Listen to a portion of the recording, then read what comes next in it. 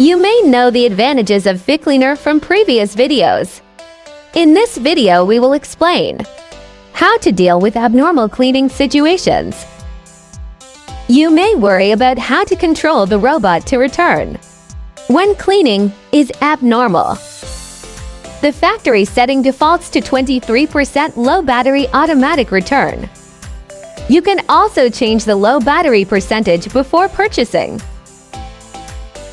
It means that when the working battery capacity is lower than the set value, PhiCleaner will automatically return to the starting point of placement. In rare cases, you will encounter the following exception. First, the first red light is always on and has a buzzer sound. Second, the second red light keeps flashing. When there is a network, you can use the remote control function of the app to solve the problem.